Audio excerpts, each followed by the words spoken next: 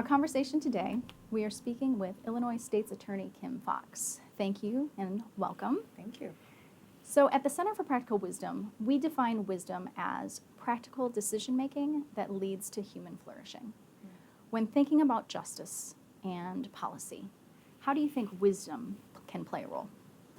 I think wisdom plays a critical role in policy, particularly around criminal justice. I think what we've seen in times past with a lot of bad policy is just reactionary.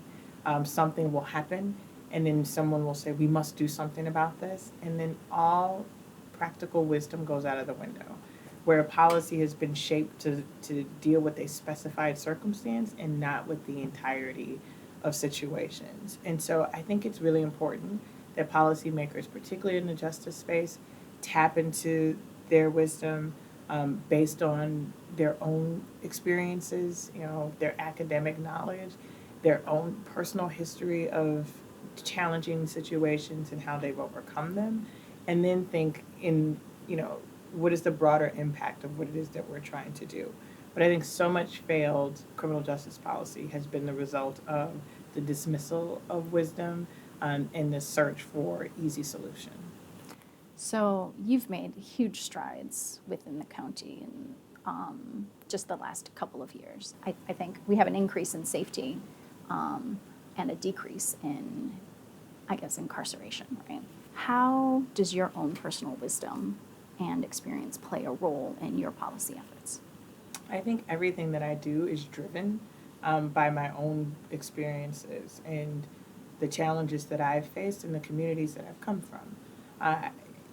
I think it's great that I have a job where I'm able to marry that and like a legal background. But when you're talking about criminal justice, when you're talking about public safety, that is all a human endeavor. I don't care how many algorithms that people come up with to try to assess whether someone is a risk or not. We're talking about people. And I think for me, being someone who came up in a challenging neighborhood, most of the people who come through our criminal justice system, both as victims and defendants, have like a series of risk factors that we often talk about, whether they come from concentrated poverty, whether they have a history of abuse or trauma. There are about 10 things that we look for. I, in my own life, share probably 8 out of the 10 risk factors for someone who would end up in our system. But I have the benefit of also being on this side of it and having the ability to say, listen, I can recognize what that person is going through. I can recognize the humanity, even in the person who's been accused of doing something wrong. And so that, for me, enables me to say, when we're looking at practical solutions, the totality of someone. I think we've done this one-dimensional approach to the people that we serve. And my experiences and the collection of them that feeds my wisdom tells me that one-dimensional solutions just don't work. And so my policy decisions, my map and how we're going to run this office is based on what has happened to people like me in my communities and what would happen if we were allowed to be vulnerable enough to drive our decision-making off of that. So I feel like a lot of what people tend to hear is about your policies as they impact adults. But what you're speaking of and what you've talked to in the past is youth experience. Yes. So are there any policies that you are particularly proud of that affect youth, incarceration rates, or more appropriately, like keeping youth out of their first? I think we do a lot around youth that you probably wouldn't even think of looking through the lens of youth. So, for example, with bail reform, what we have to recognize is that a lot of the people who end up in the jail are parents. A lot of the people who end up in the jail, if you're our primary caregivers.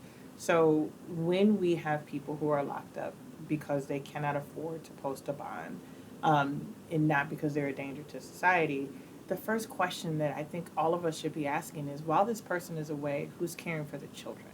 There is a child that is generally attached to the people who come through our systems.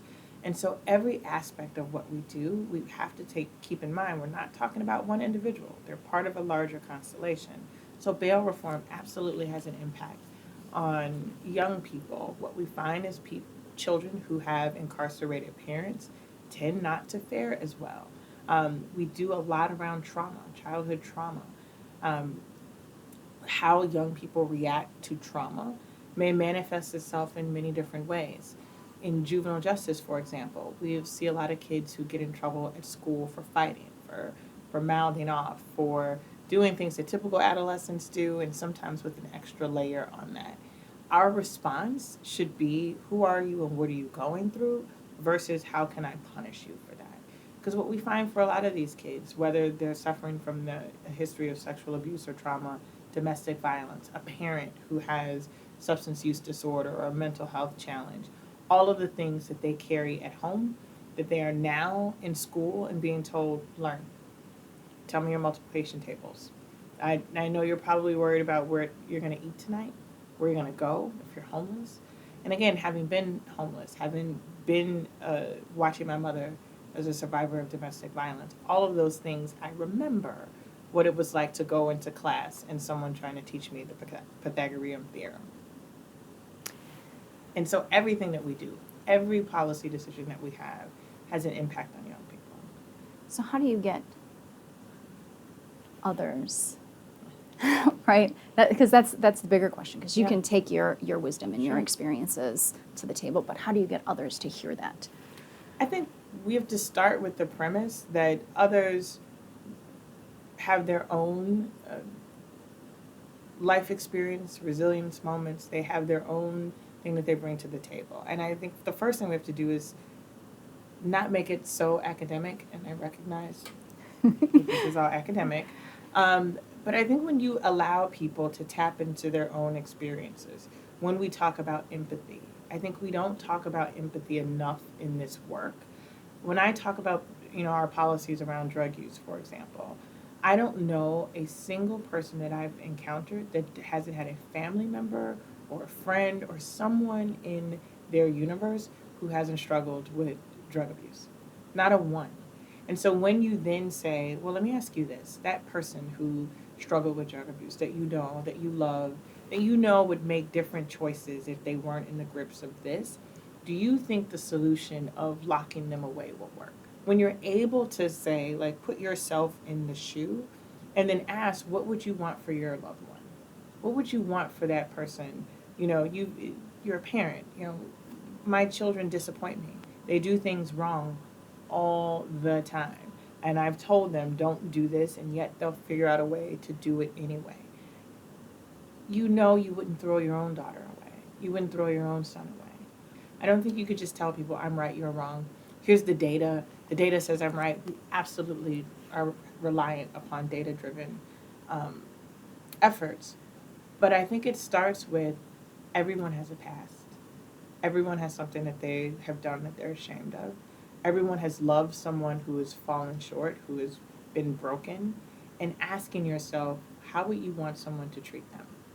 And then that opens the conversation, because I've yet to meet anyone who has not met someone or who has not had a direct experience with someone who has disappointed, failed, hurt. So at the center, we looked at foundational concepts in wisdom, such as epistemic humility, emotional intelligence, reflection, perseverance, and intellectual struggle. Yeah. And as a public servant, you're kind of the face of the state. Yeah. It takes quite a bit of courage, along with all of these concepts in wisdom, to admit fallibility. You face critics who scrutinize how you've handled justice reform and high-profile cases. How do you move forward with wisdom in these types of situations? I think experience tells you that when you're doing something that is outside of the norms, that there are going to be people who will challenge it. I'm not the first person to do something different, to do something controversial. And so I think in the moment where I'm deciding what it is that I'm going to do, I don't necessarily weigh, is this going to cause me backlash? Because if we do that, it is the very political thing to do. Then it's about you. Then it's purely selfish. If the risk assessment of whether or not you're going to do something that has the potential to impact, broad swaths of our community, is hinging upon my own personal concern for criticism, we'll get a justice system, we'll get a political system that is really motivated by the interests of a small few. And so for me, it has always been is this the risk of not doing this? Are there more people who will be impacted because of my fear, because of my self interest? And you don't go into elected office for self interest. And that's not just like monetary, it's like safety. There aren't many people who look like me who get to sit in this job. There are not many people, there's never been a person who sat in this seat who came from Cabrini. There are thousands of families who had experiences, both good and absolutely negative, with our justice system, who, when I got this seat, are reliant upon me to tell their stories. This is a privileged seat. And so that means that I have to own and use this seat as though they are here with me. That, the Maya Angelou quote that, I stand, you see me standing alone, but I stand with 10,000. That's what drives me. And so, yes, there are going to be people who benefit from the status quo, who have never seen anything wrong with our justice system. I've met a fair number of people who says the system is doing exactly what it's supposed to be doing. I've met a fair number of people who don't talk about people, they talk about animals, those people. I want you to do something about them. It's hard to have a us versus them when you're a them. Mm-hmm. And I think the easiest thing would be to pretend like I'm part of the us. And so what I bring to this work is reflection, is like, how did I get where I am? How blessed and fortunate I am with all of those risk factors, with all of the challenges, to be able to be here, and an absolute obligation to those that didn't make it. And whether that's loss of life or whether they've been incarcerated, I have a responsibility. And so if it's controversial, the analysis is doing what I'm doing in my own protective self-interest or to the benefit of the broader community. And that's how I weigh my analysis, right? I think the distrust that people have about politics and systems is people don't talk authentically about who they are and where they come from. They say the thing that this polls well. They do the thing that is about image and their image. And I just feel so fortunate, right? When I walk the streets of Chicago, that is mostly marginalized communities that say, thank you for seeing us. And it's not even seeing them, I am them. And for communities that have not had much impact, whether it's with people of color, whether it's people who come from circumstances like mine, I owe it to them so that they can reflect, so that they can challenge themselves of the notions that they have about people from public housing, the notions that they have about survivors of sexual abuse or assault. Like, I owe it for all of our development to always show up in the fullness of myself. And I think we haven't gotten as far as a community, as a society, because people have hidden who they are and their experiences in the interest of preserving their position. Yeah, I mean, I think what I would say is that wisdom comes also from making bad decisions too. And I've made my share of decisions that didn't turn out the way that I thought they would, but always tried to use them as a learning experience. And being able to, again, to admit when you have done something wrong, and learn from how you can get better from that. And I think the justice system, part of why a reckoning is going to happen is that for decades we were doing things absolutely wrong.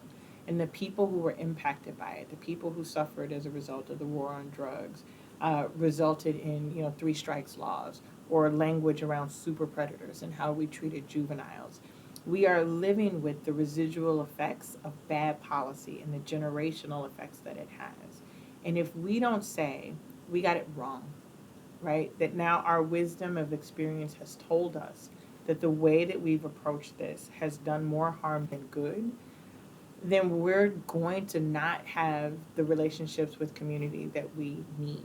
That when we talk about public safety and the people who say, I'm not going to pick up the phone to call the police because I saw what happened with John Burge, and we don't own and acknowledge that you are not irrational for thinking that way, that our language isn't, we don't know why these communities don't participate.